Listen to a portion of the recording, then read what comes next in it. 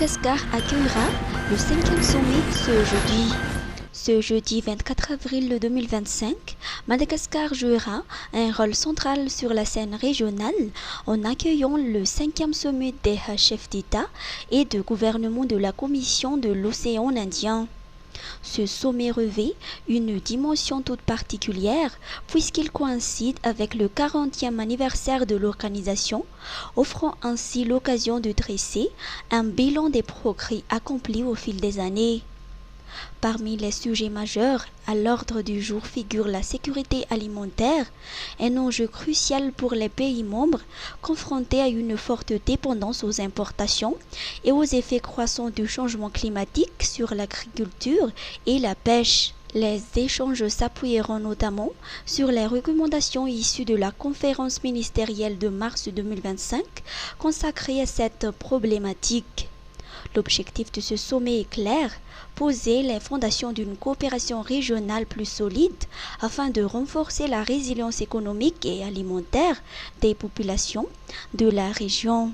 Placé sous le haut patronage du président Andry Rajoelina, cet événement diplomatique d'envergure constitue également une opportunité stratégique pour faire avancer les priorités nationales de Madagascar, en particulier en matière de sécurité et de souveraineté alimentaire, tout en consolidant l'intégration régionale.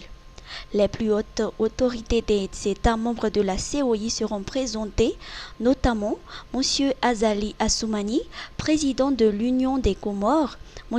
Emmanuel Macron, président de la République française, Dr Navin Chandra Ramgoolam, Premier ministre de la République de Maurice, ainsi que M.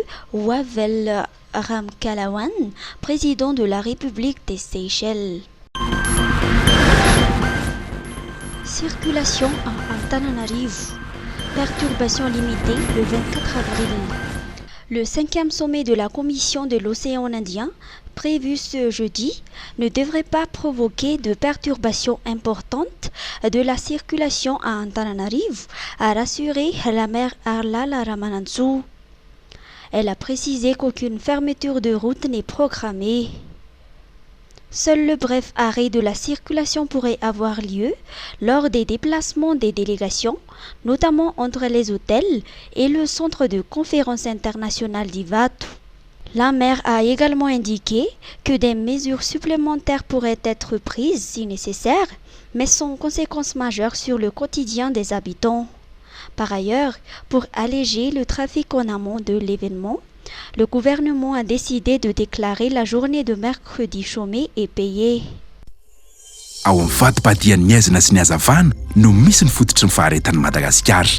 Anatin'ny alina mangina no iona ny fivoarana sy ny filana. Ary ny fanabeazana miroso hatrany no indro mivoatra ny fifandraisana na tsisy aza ny herinaratra. Ary ny fialamboly mahamelombelona ny alina mangitsokitsoka.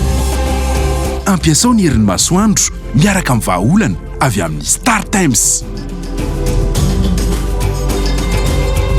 Ary sorito ny lalanao makany amin'ny hoavy madio, mafiltro, natao andrehatra. Hitanao eo ankavian'ny lapan'ny tanàna eo Analakely ary misokatra isan'andro vonona hatramin'ny hanome fahafapoanao. Koa tongava ary fa ny mizo fodiny mora sady matsiro e. Diplomatie. Décès de l'ambassadeur de Madagascar en France. La diplomatie malagasy est en deuil. Le ministère des Affaires étrangères a annoncé, avec une profonde tristesse, le décès de M. Radjanson Olivier Yukaridze, ambassadeur de la République de Madagascar en France, survenu lundi. L'ambassadeur de France à Madagascar, Arnaud Guillois, a également adressé ses condoléances à la famille, à ses proches et ses collaborateurs.